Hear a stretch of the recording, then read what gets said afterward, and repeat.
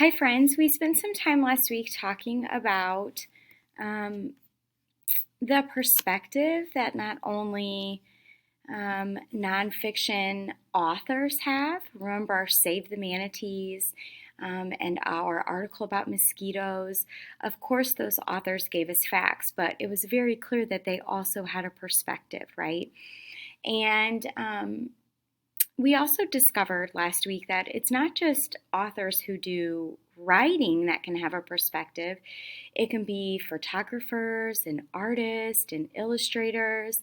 And I don't know about you guys, but my class was pretty shocked that these two women are actually the same person. And we talked about how the first magazine cover is has a target audience of teenagers, right? 13, 14, 15, 16, 17, and how readers of that age are probably interested in someone who is also young like them and who might look like they're fun. And then we talked about how this magazine is written for adults that are interested in business and money making, and how if you're a part of that audience, you would want someone who's serious, right? And successful and older and more mature. And how the creators of these two magazine covers really thought about what the audience would be looking for when they came to this type of magazine, and how we as readers have to challenge ourselves to first maybe describe what we think of when we look at that photo, and then think about maybe what the target audience was, and then ask ourselves if possibly the target audience had an effect on how we ended up describing what we were seeing. So those are things that we need to ask ourselves regularly, especially with all of the information that we have coming our way through things like the internet, social media, magazines, newspapers.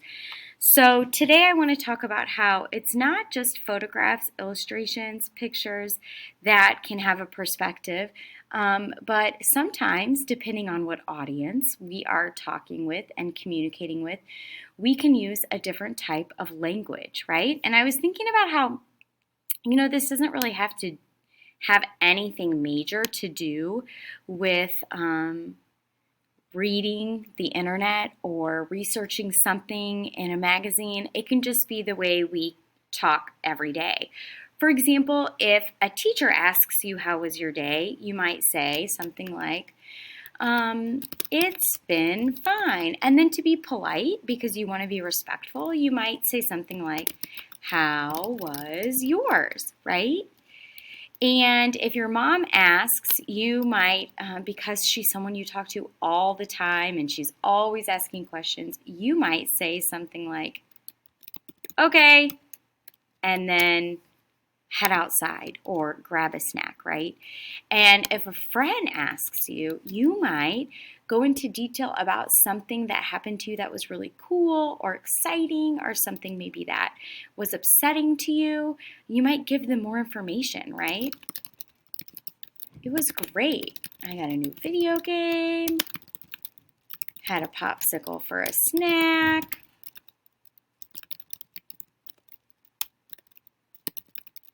and got to play outside with my dog, right? These are all things that probably a friend would be interested in hearing. And if I'm on social media, I might think maybe I don't have to be super formal, because people just kind of talk about whatever they want on social media. So I might say like, had a good day, just me, chilling while gaming, chomping on a sweet popsicle, hanging with my pooch. Right? Do you see the difference? So as you probably noticed as I was typing and talking, that, of course, the type of language that I'm using changes depending on my audience, right?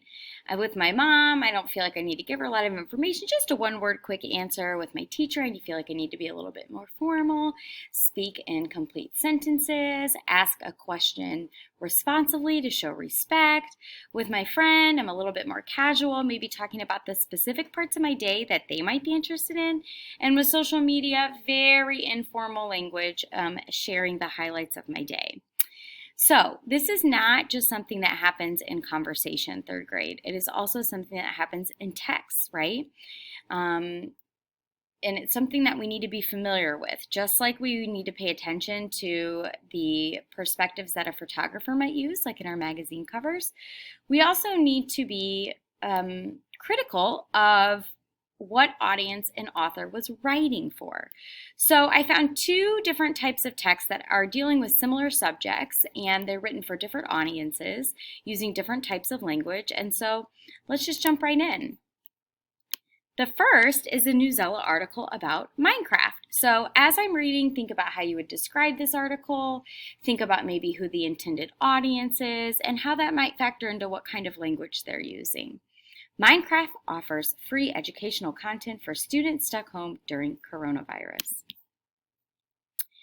The coronavirus is a new flu-like illness. It can make some people very sick. The illness is spreading quickly. Schools around the world have had to close.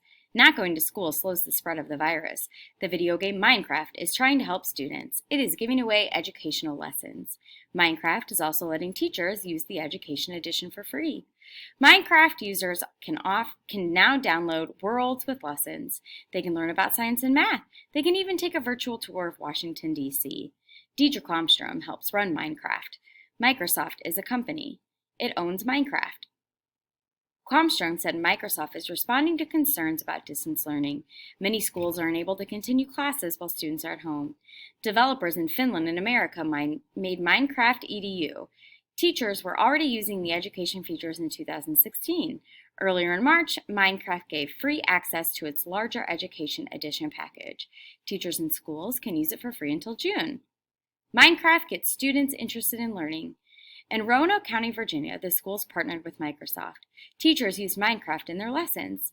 The teachers said they worked together more effectively. Students also showed more interest in science and computer coding. Users now can try 12 different educational free programs. One program is an online tour of the International Space Station. Students built the NASA-approved project. It even has experiments.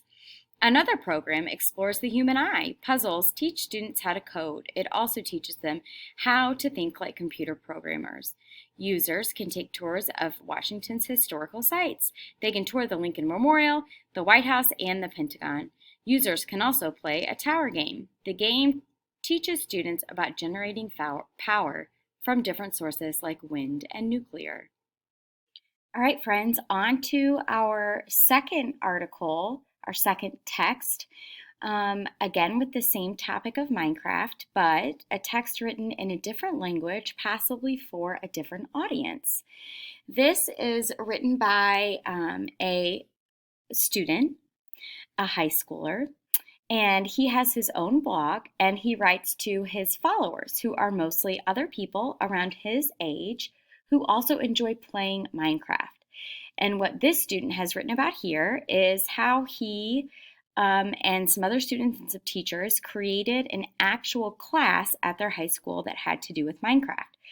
So you'll kind of notice that both of the texts, the Newsela and this blog post, are both talking about Minecraft as a learning tool, but you'll see that the type of language that they use and maybe the audiences that are listening to them are different, even though it's the same topic. Here's what he says in his blog post. I still can't believe it's been over a year since I got together with a group of students and Ms. Batty and embarked on our journey to make Minecraft a subject at our school. And what a year it has been.